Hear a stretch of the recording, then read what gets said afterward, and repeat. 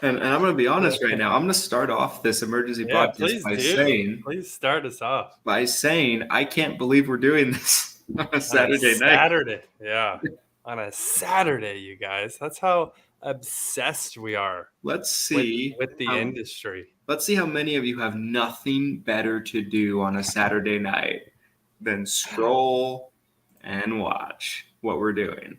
Let's just see. Are we live everywhere? We are live everywhere. We're live in all the places. All the places. You guys, as always, that would be me. We already have our first comment. Thank you. Oh, another comment. I had a feeling Saturday night, and with the title being Walmart, Walmart, Walmart, we might get a few people watching this. Guys, if you know Christian and I, if you're in Seven Figure, if you've seen any other podcasts that we've done together, there's a certain special type of podcast we do called the emergency podcast. This is when something explosive happens, when there's a rip in the universe and it's starting to come apart. We have to go live pretty much the moment it happens. I mean, this is really within 24 hours, which Yeah.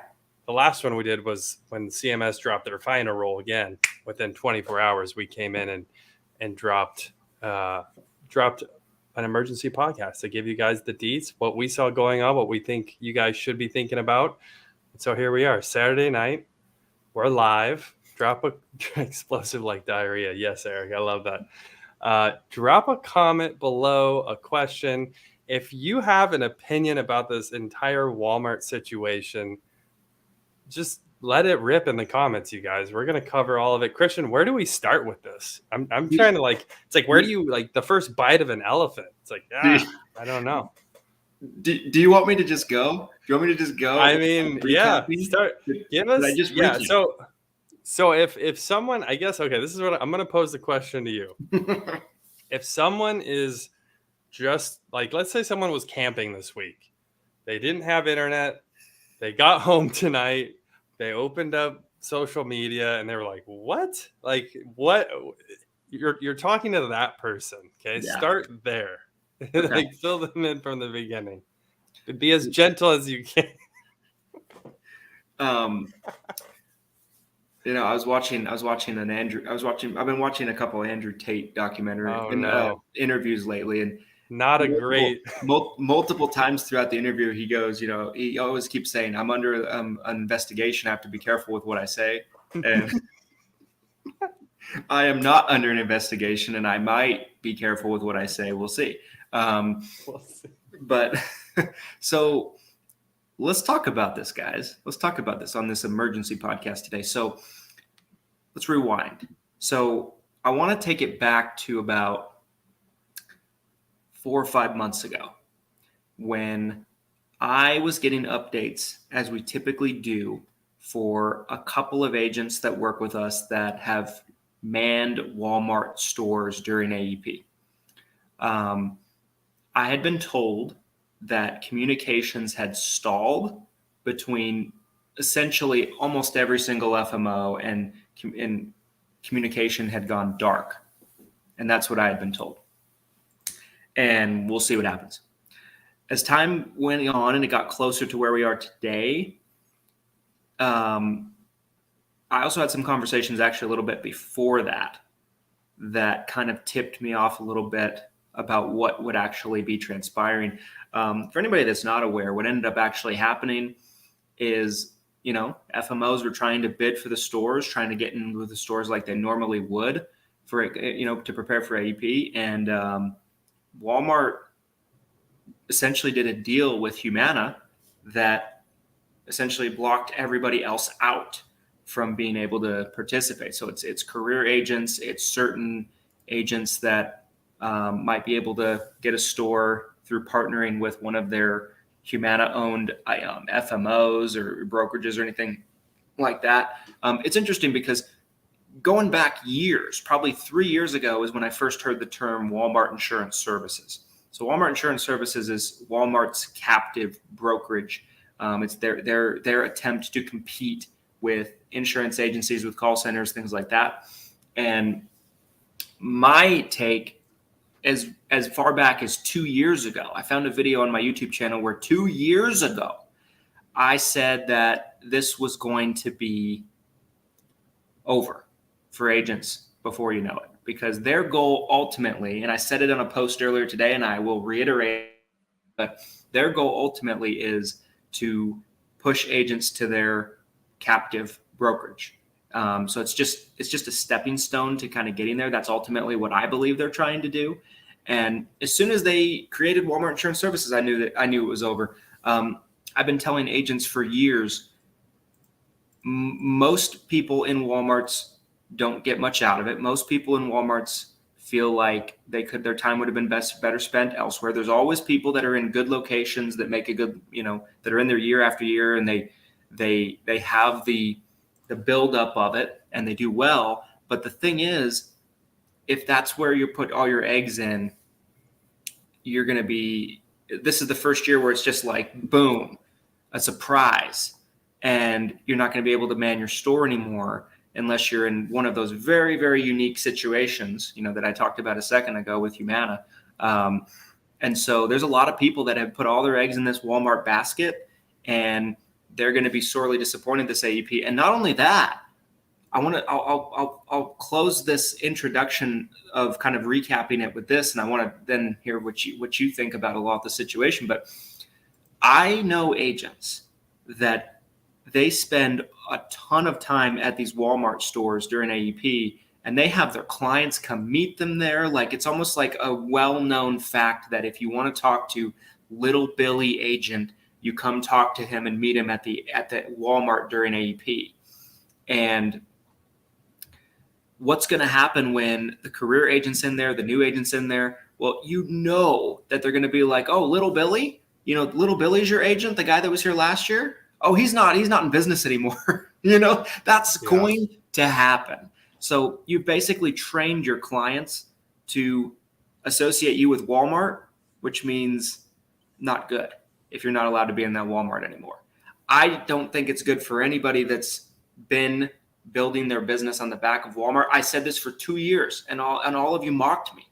And here we are. Like, I predicted it, not in this exact way, but I predicted it. And here we are. I feel like there's a sense of vindication. Do you feel vindicated to a certain degree? I do, because I think there's been several things that I predicted. I get attacked from people. Like, the biggest thing I get attacked on is, like, I was in a Walmart and I did 6,000 applications when I was in Walmart this last AEP. And, every single person that walked in, I was basically at the door with Sunfire on a tablet, and they were signing as they were walking in. And I get it. For some people, it was certainly, lucrative, if they were in a good location, Sure. All of that stuff. Sure. Not the majority, the minority. So I've always said that I think for most, you might be disappointed. But I've also said, I called it, and I'm not the only one. There's others that have called it as well. And so here we are. So that's a one little bit of vindication. Sure. Yeah. and deservedly so. I know previously, when the Walmart insurance thing came up, when that first kind of started to roll out and everyone lost their minds, which I want to say was like around 2020. I mean, it's been that long. From that moment, I feel like you were very positioned about not being a part of the Walmart structure. So before anything remotely to the chaos we've seen going on recently with this whole Walmart thing, there's so much I want to say about this. There's so much I want to say about this. Personally, I just want to start with Walmart itself. Let's talk about the brand Walmart. Real quick. Yeah, go ahead. Yep, go ahead. Are we going to talk about the posts in the various Facebook groups? Are we going to discuss that? Are we going to come to that after this point you're about to make? Because I don't have an agenda on this live. This is an emergency podcast, so we basically go live when the emergency happens. Go I ahead. think we have to address it Sure. later in the stream. Sure. I agree. I want to Stay tease that tuned. to everybody that's watching. Stay We are going to tuned. talk about it. We're going to talk about the drama. Joanna's here in the stream. Joanna said Christian Brindle has a crystal ball. The crystal ball is that shiny dome on top of his head. He can just rub it. If he just rubs it enough, the future can just be seen right there in his mind's eye. So, Jojo, welcome to the stream. We got I don't know exactly how many people we have here, but I'm excited for the replays as well. People who get to watch this later, since again it's Saturday night. I'm sure a lot of you are going to miss this and watch this maybe tomorrow or Monday. Let's start. I want to get back to Walmart. Let's talk about the brand Walmart. Like, what do you perceive with the brand Walmart? Like, if you were to close your eyes, Christian, you think of the brand Walmart, like what's the first thing that comes to mind?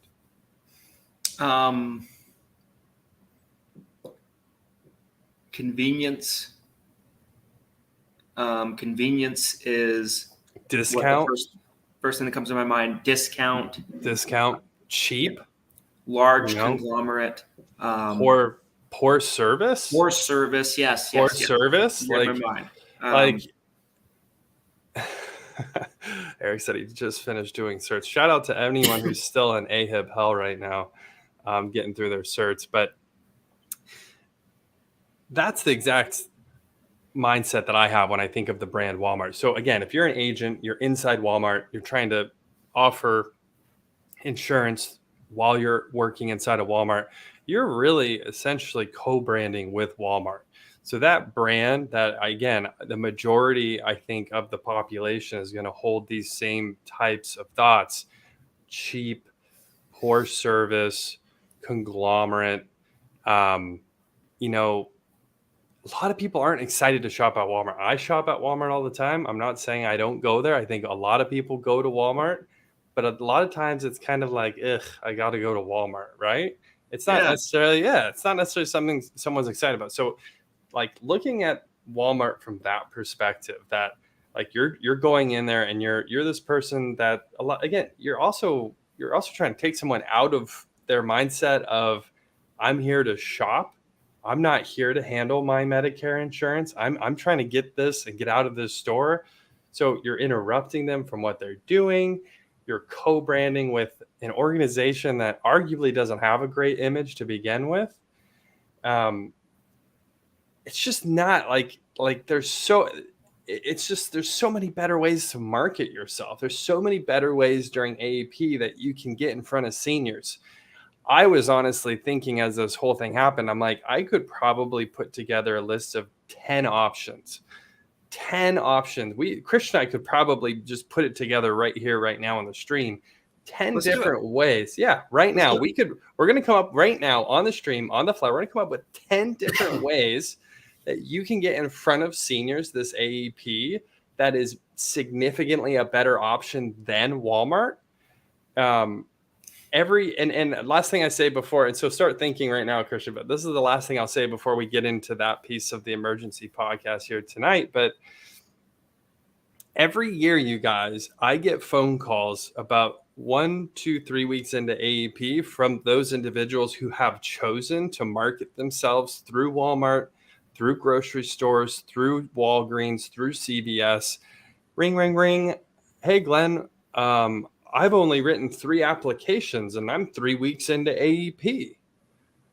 It's like, well, shit. Maybe you shouldn't have put your whole business model on sitting inside a retail location that might have poor foot traffic. Maybe the traffic it's getting isn't senior focused. There's so many different reasons why you could potentially fail inside a retail location like that. So, there's even someone I was thinking, there's a prominent member of the industry that if I were to mention their name, I'd say 9 out of 10 people would know this person. And I remember within the past few years getting a call from this person, and they were inside a retail location. They were calling me up saying, Glenn, what do? I need to get in front of more seniors. I've barely written any apps. AEP is almost half over. And it's just wild to me when I get these phone calls, because in my head, I'm thinking, again, what we're about to do right here tonight, we're going to put together 10 different ways that you can market yourself and get in front of seniors that is compliant and just overall better than Walmart? So first one, Christian, first one off the top of your head, what is a better way to market yourself during AEP better than standing in Walmart harassing seniors? Seminars. Absolutely. But give us an example of a seminar, again, from the perspective if someone has no idea how a seminar would work. Sure. Yeah, give them a basic understanding. So real quick, I want to say one more thing before I go into this.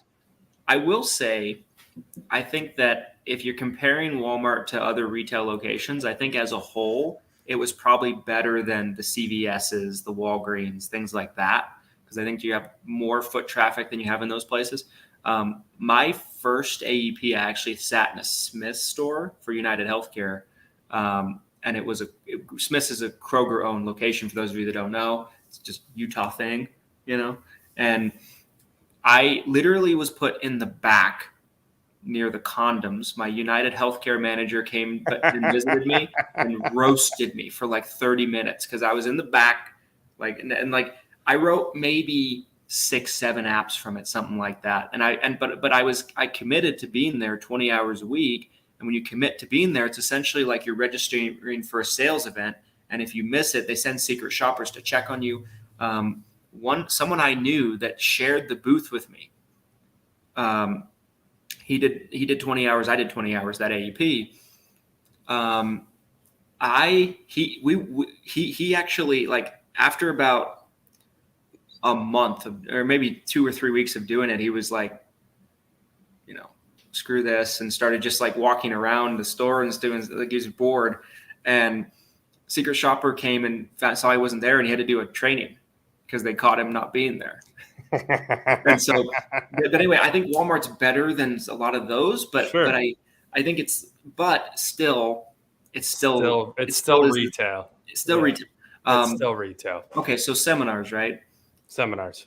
I'm gonna say, like, seminars, you can do high budget seminars, you can do low budget seminars. You can do seminars in a library, in a senior center, different kind of places like that. And they're a little bit lower budget. You're not serving meals. You can do dinner seminars at a restaurant. We have tons of training. We've actually put into Six Figure Medicare University on this, on how to do this, but that's one. And that's a great one. You could do telemarketing leads with Lead Heroes. Telemarketing campaigns with Lead Heroes. Yeah. So I was going to explain this as preset appointments. Yes. For number 2. And again, we're going to give you guys 10. I don't care if we have to sit here on the stream for 10 hours. We're going to give you 10 solid options. It won't take. It'll take 10 minutes. But preset appointments, I think, are going to have a special place in this AEP because of the 48-hour rule that's coming back. I think previously maybe there was a little more of a run and gun that could be done. But with the 48-hour rule coming back, I think there is going to be a great option with preset appointments, taking a CMS compliant data source, having a virtual assistant make those calls. They can set the appointment and gather the scope on that same call. So that way, all you're doing as an agent is you are running that appointment, whether it's telephonically or in person. All you're doing is thinking about selling, running that appointment, and the scope's already done. The appointment's already been set 2 days or further out. The entire compliance end of it has been removed, so you don't have to stress about that. And you're able to just, boom, hit the ground running. And think about how many, and again, like when I'm thinking about from a scheduling point of view, you could have 10, 12, 14, 20 of those stacked in a day. I mean, you could put as many of those preset appointments in a day as you want. Obviously, there's a cost to that. But when you compare it to a retail location where maybe you only got one person that you were able to talk to that day, there's you have no control. I think that's part of the thing that drives me nuts when people talk about retail is you are standing there just praying essentially for your consumer, your potential customer, this senior, to walk and talk to you, versus a preset appointment where there's interest, you've got the scope, it's all just stacked and you're ready to go, and so much more control that way. So there's 2, okay? Preset appointments, seminars. What's another one, Christian? We'll go back and forth. Facebook ads. Facebook ads. Anything in addition you want to say about that? There's a lot of different types of Facebook ads. So I mean, that's a pretty big, broad, demographic here. But I think with Facebook ads, whether you're running, I'm actually going to put Facebook running your own Facebook ads in one category. I'm going to put buying Facebook leads from a vendor in another category. If you don't know how to run them, if maybe you don't have confidence in running them, Sure. Or put that in its own category, because you can buy them from, shout out to like a Zach Rucker from Game Changer Leads. Sure. Get them for pretty cheap, $15 to $17. If maybe you don't know how to run them, you can run them yourself and get them lower than that. But with Facebook ads, you can run. Eric said in the comments, messenger ads. Messenger ads are good.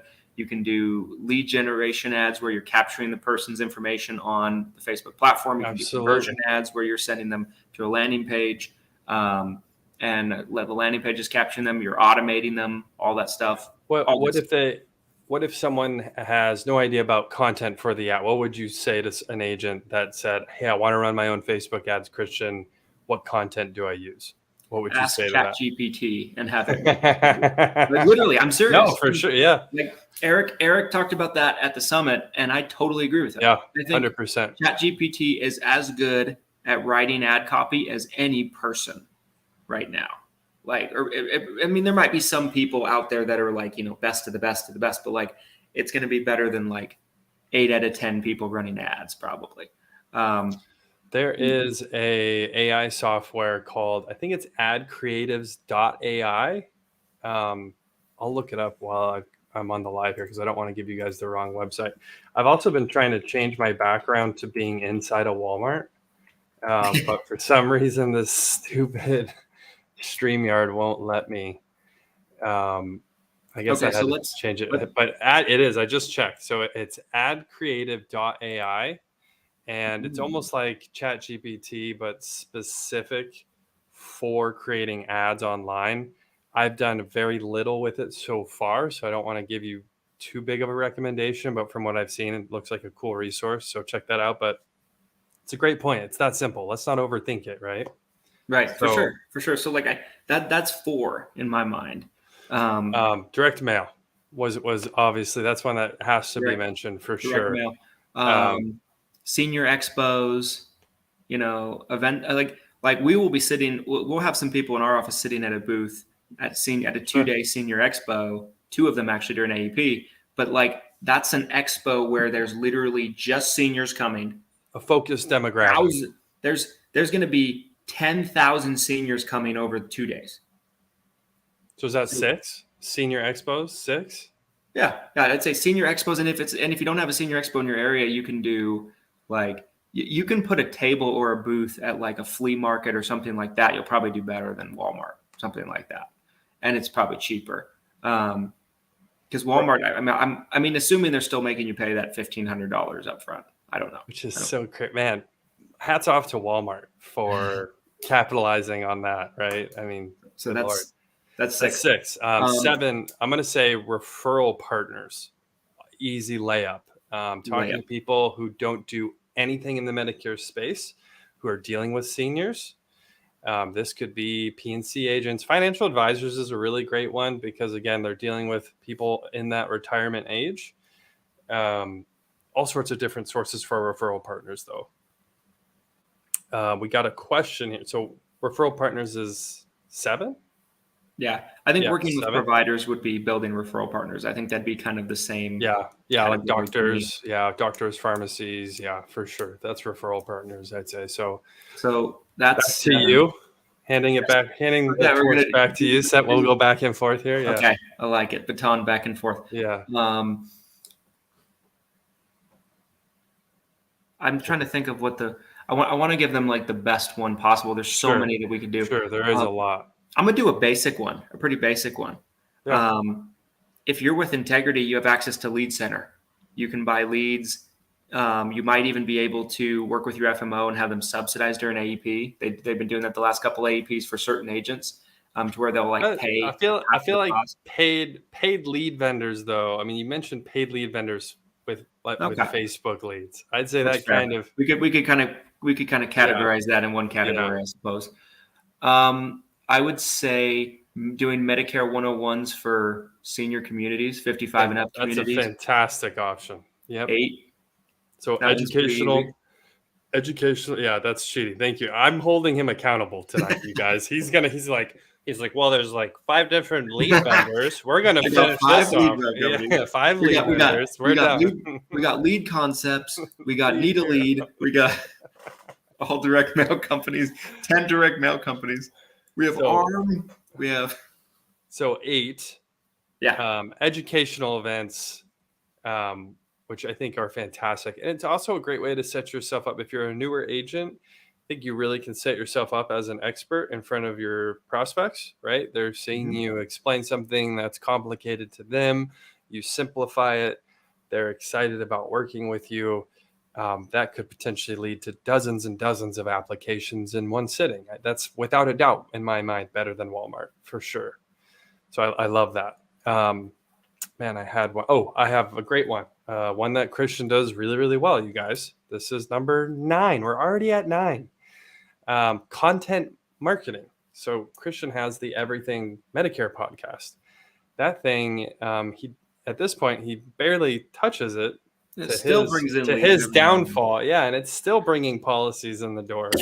But it doesn't have to be a podcast. You could do content marketing through a live stream video like what Christian and I are doing right now. You could do recorded videos. You could do all sorts of different content surrounding Medicare and AEP to try to get people to reach out to you and drive inbound traffic. So that's 9. So we're literally at the 1 yard line here to 10 different ways you can market yourself before I would do anything with Walmart. And again, as Christian's trying to put together the last one here, I'll say this, I'll give him a little bit of time. This was the reason why I was so fired up about the Walmart conversation is if I'm going into this AEP, even if Walmart was an open door for me and I had Walmart as an option, it's probably the last thing on my list. As an agent, with everything I know about marketing, with everything I've seen, especially, and here's the other thing I really wanted to say on this live stream tonight too. When I look at the most successful Medicare agents in this space, the most successful agents that I've gotten to know over the years, the people with thousands of clients on the books, the people who are essentially retired, they don't even have to really do anything anymore day to day if they don't want to. They're essentially just managing their book. I would say 0 of them ever worked in Walmart or even ever worked in a retail location, period. So that's always been a big thing to me too. It's like, let's look at what the most successful people in the space are doing. Oh, none of them are doing Walmart. So why are we upset about Walmart? I don't get it. I'm still blown away by what's been going on. So we're at 9. Christian, drum roll. So number 10. Eric has one I'm going to read after I say mine. So Eric should be 11. Thank you for not cheating. Eric's I thought number you 10. But I can't. But Eric had a good one, and I don't want it to go ignored. Okay. But my 10th one would be build your local Google My Business in your area, because people will very easily stumble across you when Googling for help in the area. Like, it doesn't take much. Get good reviews. Set up your Google My Business page properly. Local SEO. Put lots of pictures on your Google My Business. Like, I talked about this today. I was recording some videos earlier today, and I talked about this on a video. And I said, when you go to a restaurant, you're looking at what? The number of reviews. Like, if I'm going out to lunch, right, and I've never been to a place in my area, I'm looking at number of reviews on Google. I'm looking at the star rating out of 5 stars, and I'm seeing how many pictures I can find of the restaurant. So I can kind of see, like, if it has 2 pictures and they're like really and they're dark, I can't really see. Like, I'm gonna be like, I don't know what I'm getting into here. So set up your Google My Business, tie it to your website, and if you do a good job structuring that in a pretty short amount of time, you can get people finding you organically in your area. And Google's going to favor you as a local business over a national business. So there's one right there that is humongous if it's done correctly. I love that one. I know agents who've done extremely well with really basic local SEO. So that was a fantastic one. If you guys aren't doing that, do that. I want you to say Eric's, and then I have two more that Oof. that are top ahead. I'll just we'll stack on this thing. Let's just keep going. Love it. Cover Eric's, and then I'll go two more. Okay. Eric said, update your Facebook profile to clearly state what you do for a living, then post in local Facebook groups. Yeah. This is a great one. Answering questions and helping provide value. Then when they take a peek at your profile, they'll see what you do for a living and how to reach out. That's a great one. Like Fantastic. That is a really, really good, easy one.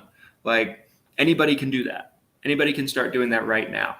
Like, I was living in Harriman, Utah, probably 3 or 4 years ago. I sold my house, moved to Sandy because Sandy's where the wealthy people live, and I want to live amongst the wealthy people.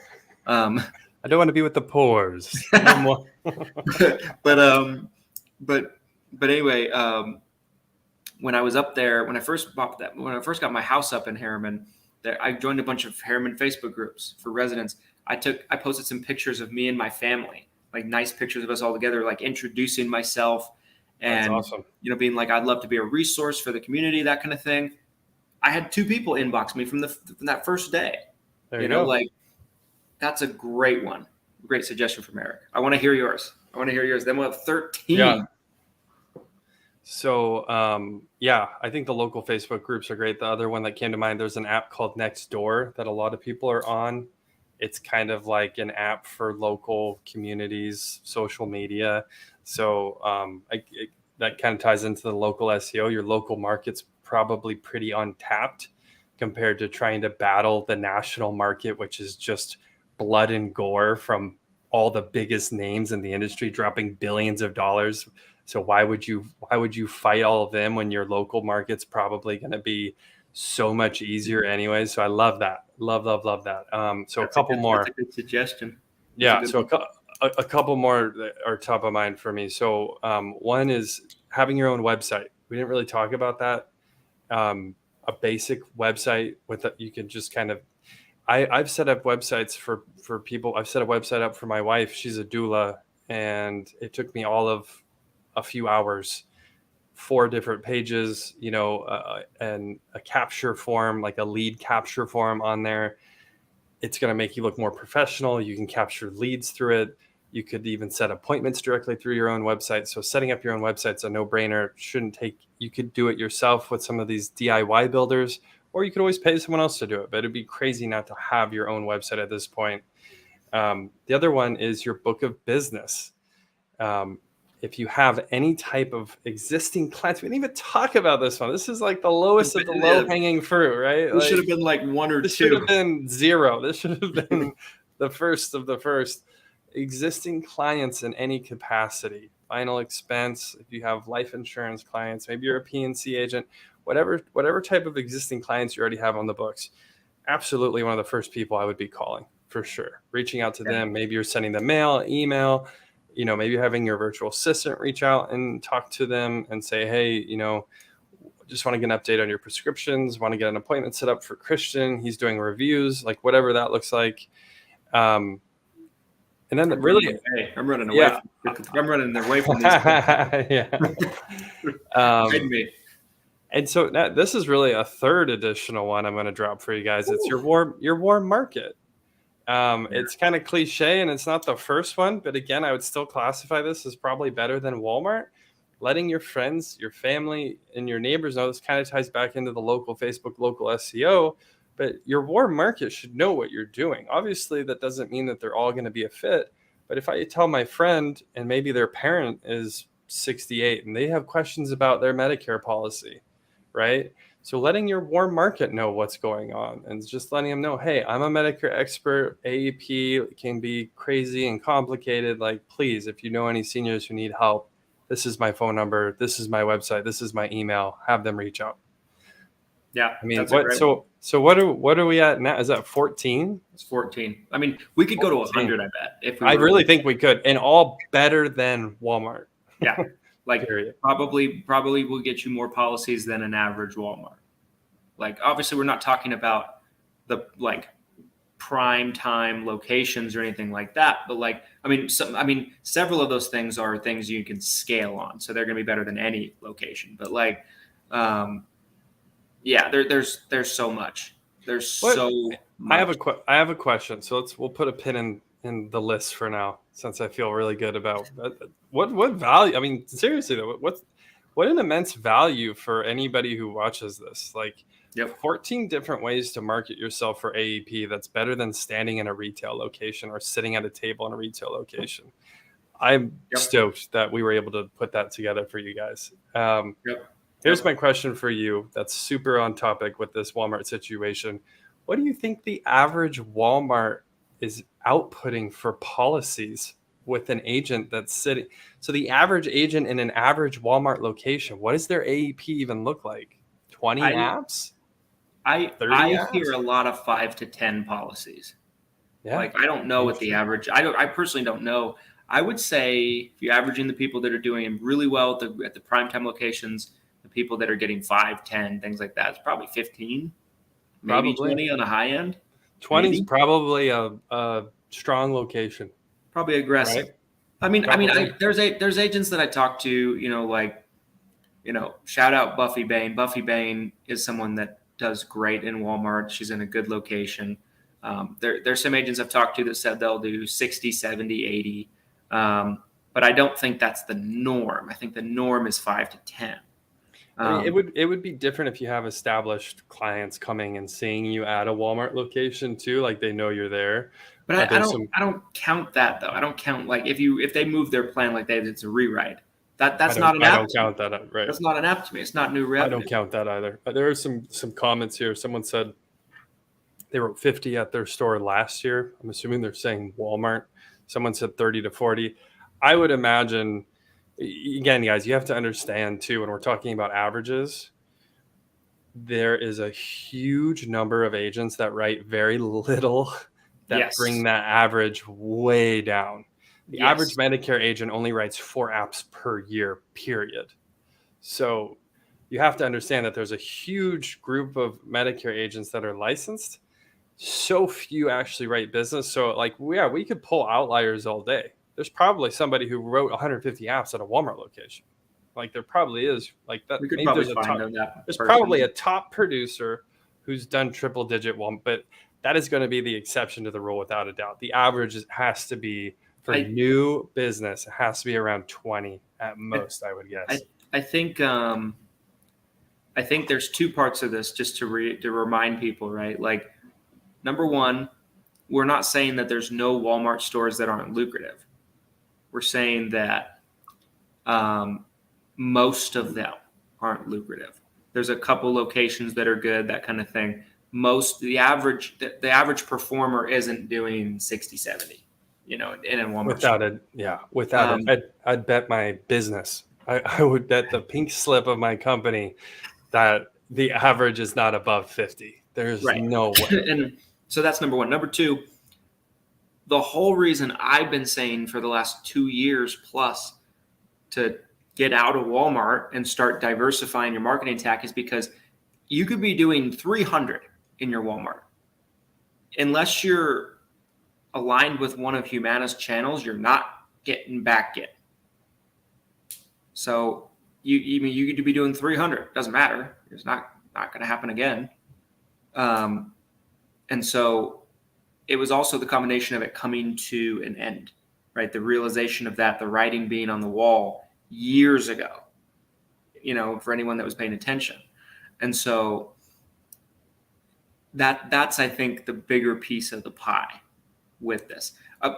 Are we going to talk about the Facebook group stuff? I don't think we can get through this without talking about it, especially.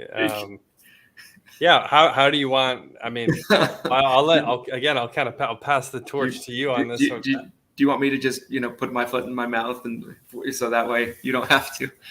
Yeah, I like to narrate. I like to be the narrator. So if you want to get the meat of it out, we can kind of hash through it.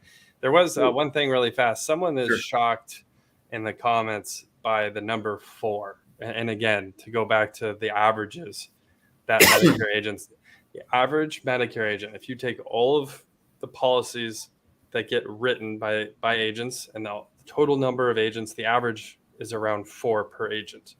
That is something that's been quoted from the tippy top. I've heard that from some of the biggest IMO FMOs in the industry. So I believe that number to be true, that it is literally about one per quarter, right? And you have to think about it. There's so many people who get licensed who never write anything.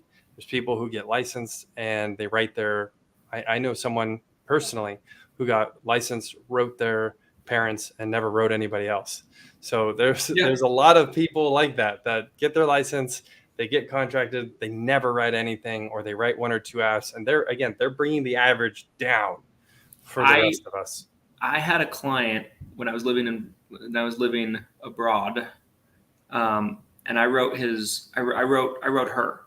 Her husband got licensed, took her from me, wrote himself because he was turned 65 and never did anything else. Yeah. Like super more common than people think, for sure. Yeah, 100%. Sure. Okay, so let's talk about that. Why this became such an issue, why Walmart exploded on a Friday afternoon. I'm trying to play basketball and I'm looking at my phone and it's just Walmart. I'm like, what is going on? I'm texting Christian. I'm literally sitting on the side of this basketball court, guys, and I'm texting Christian. I'm like, what is going on with Walmart? I'm like, can you send me a voice message? I'm so lost right now. Just hang on just a sec. Yeah. It's a Friday night, guys. I am married. I need to Saturday tell my spouse that I am streaming. Hang on a sec. Guys, appreciate everyone who's been watching the live stream so far. I hope you've enjoyed it. You've gotten some value out of it. Again, drop a comment or a question below wherever you're watching this. We'd love to hear from you. And we tried to bring in as many comments as possible as we're kind of going through the live stream here. So again, to get back to the meat and potatoes of this entire Walmart debacle, I'm seeing it explode everywhere. I'm texting Christian 24 hours ago, roughly. I'm like, hey, what is going on? What is this Walmart situation? So here's my perception of it. I'm sure there's even some things that I missed, because there's a lot. Sure. But I remember, and I'm not going to say names. I'm not going to say I think that's for the best. I wasn't gonna try to censor you. I was hoping you're gonna self-censor yourself, but that's great. No names. So I think that there were certainly people that felt like that some of Humana's distribution channels were using it as a recruiting tactic. Maybe they didn't like that, and to my thought process on it is like, I'm not that upset about it. Like, I mean, so what? If I had the stores, I'd probably use it as a recruiting tactic too. Full disclaimer. So I don't have that much of a problem with that, but that was being discussed. Some people didn't like that was being called out, put others on blast, and it just escalated from there. People calling about each other's. Can I ask? I want to stop you right there for a second. I want to ask you a question about something you just said. Okay, why do you think the person? So, and again, I'm kind of on the same page with you. Like, if I am Humana, I'd probably be leveraging this to recruit agents too, right? So and it is what it is. It's their business relationship. I don't have an ethical problem with that. But what I don't understand is, if you're being called out for recruiting utilizing Walmart, why are you so upset by it? Especially if that's what you're doing. That's where I kind of got lost. What do you think that answer to that is? I think it's one of those things where, and I saw that comment. I will address it because I think there's a lot of merit there.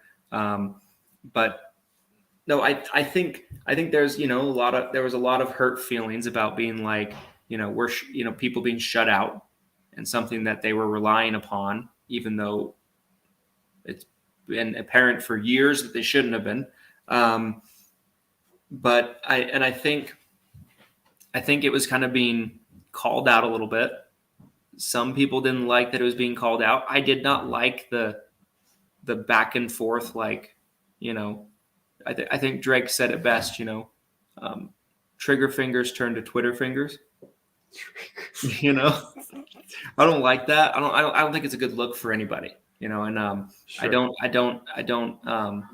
I'm not okay with people putting other people on blast and things like that. Like I'm cool with everybody, and so, but I think, I don't like seeing people attacked and things like that and that nature. And I think it kind of turned a little ugly. It was more like, you're being sneaky, you're being this, you're being that. People calling out each other's credibility, each other's ethics, and things like that. And it just got kind of ugly. I think, to me, Humana made a deal, probably on a short-term basis for Humana. It's a good deal, and they're using it to their advantage. And others that don't like it, and I get it. I think it's really as simple as that. And I guess okay. So I guess the person who's recruiting for using Walmart, right? The person who's using Walmart to recruit, I guess maybe it's the word recruit that people have an issue with, like getting recruited, like it's a dirty, bad word or something. I don't know. In my mind, like you recruit salespeople, like that's part of the business, right? Like I don't see recruiting as a bad thing. Even again, I've been in this space for a decade plus now. Like I see agencies move down lines. I see independent agents, switch their up lines. Like it happens for a number of reasons. Like if it's for Walmart, good Lord, why? I don't know. We just listed off so many reasons that are better to market, but why? It's an overrated, overglorified thing that it's mostly something that mostly new agents end up doing during AEP. So, do you think that's what it is though? Like if someone was like, "Oh, Christian's recruiting these agents and he's doing it and not the most," is it the word? Does the word recruiting kind of have a negative connotation at this point? Yeah, you feel like? yeah, I think so. Like I saw a bunch of people in threads. There were so many threads.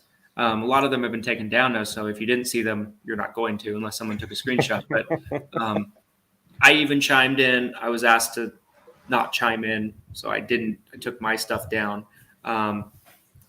But I think, I saw a lot of commentary from probably about 6, 7, 8 people that were like, oh, it was the Medicare Con guest list was being used. The Medicare Con guest list was being used to send out emails and things like that. And then that was denied.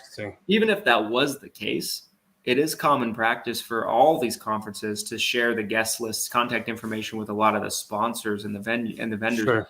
Even if they didn't have that, by the way, I don't know if you guys realize this, but pretty much every FMO can get all of your email addresses like that anytime they want. From a variety of sources, your contact information is everywhere as an agent. You have to give it to the DOI. The DOI has it, and the DOI gives it to basically everybody who asks for it. All the carriers, your uplines, yeah. And FMO. So like that part of it, to me, I didn't think was that big of a problem, even if they were using the Medicare Con list. Like it's an email, it's an advertisement. It's an advertisement is what it is.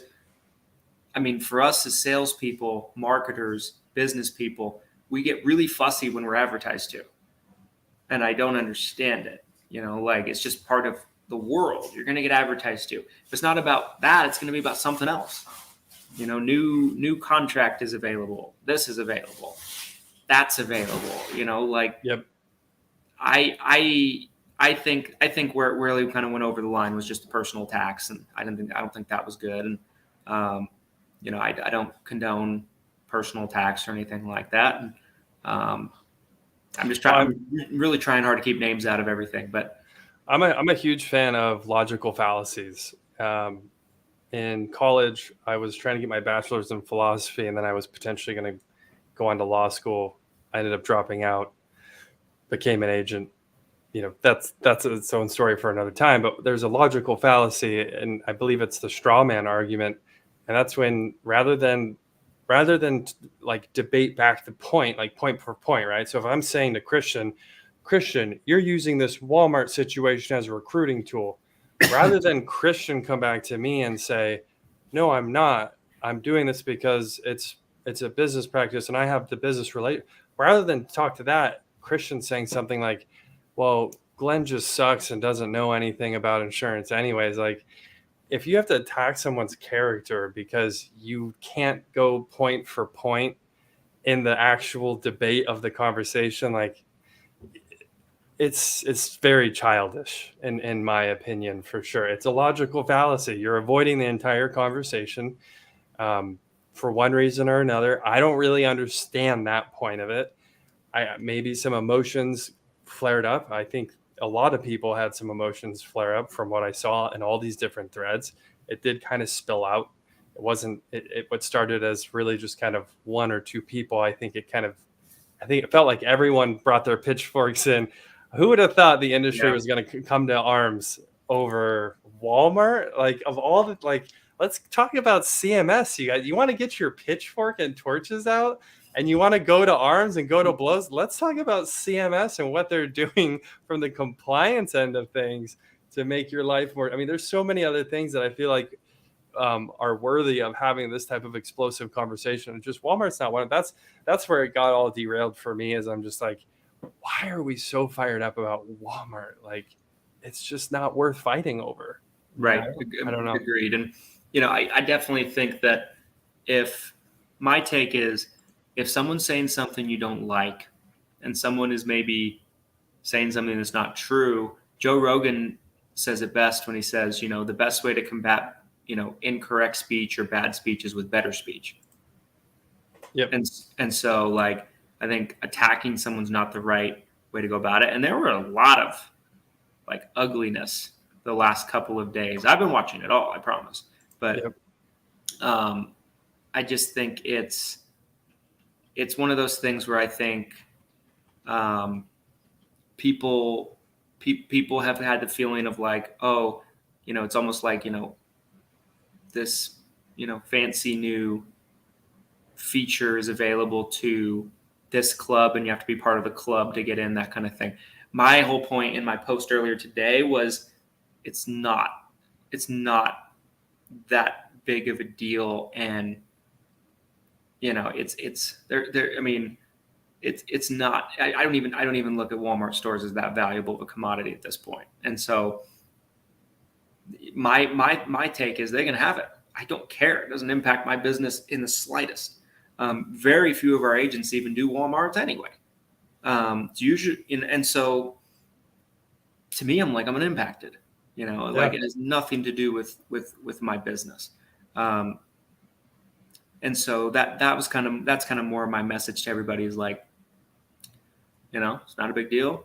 I mean, I would have never recommended it to, if an agent came to me asking for advice and I'm just trying to give them the best advice I can. Like, I would have never been like, find a Walmart, get into the closest one. Like, that's the last thing I would have ever said. Anyways, I do want to correct myself too. I wanted to double check because I just didn't want to give anyone false information here, but I said straw man fallacy. It's actually ad hominem, when you just decide to discredit the person instead of attacking them through the argument. You just attack the person's character. So I did mention the incorrect logical fallacy previously, but one thing I want to jump into here. What were you going to say? I was going to say, I probably have like 5 minutes left. Yeah, I want to wrap up around it. Yeah, we're right about the hour mark. I want to wrap up. I want to look at some of these comments because we do have quite a few comments. So maybe we can kind of take turns reading some. One that I really liked here that someone on Facebook said, it's not showing me who it is on StreamYard, but personally, I like guaranteed predictable results, and that can't be done at Walmart by waiting for random people to come by to talk to you. There's an old sales saying, if you live by the door, then you die by the door. That's exactly what I talked about earlier with control, preset appointments versus sitting at a Walmart table. Absolutely love that. 100%. Agreed. I think, that's very well said. There's another comment that says, I'm okay with what Walmart is doing. I didn't even care about the email. I'd never work in a Walmart, but why attack someone's credibility? He was an angry elf and attacked out of anger. Just a really bad decision on his part. I don't want to get myself in trouble. I'm under a legal investigation. I have to watch what I say. I'm kidding. I'm not Andrew Tate. But no, I didn't like the post, and I made it known that I didn't like the post, but I have been guilty of saying things that, out of anger and For sure. reacting rather We all than, have. and act, and so I don't. I hope that apologies can be made, and that can be cleaned up. But I think I've been guilty of that. So I'm not the one to judge somebody for reacting and going off. I didn't like it. The person that was being roasted is someone who is a friend, someone I have respect for and love for, and so I don't like to see that at all. I did stand up for her, defend her. I did. If any of you guys didn't see my post, things that out of my control made my post go down, and I'll just leave it at that.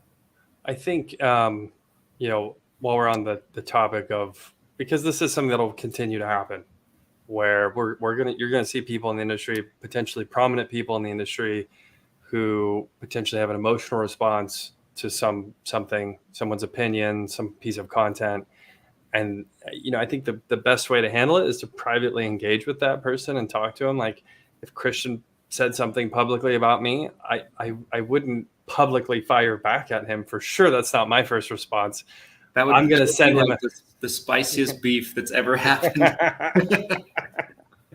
2024, that's coming down the road. But no, I mean, I think you privately engage with them. Hey, Christian, why did you say those things? Could you take that post down? Like, I'm upset.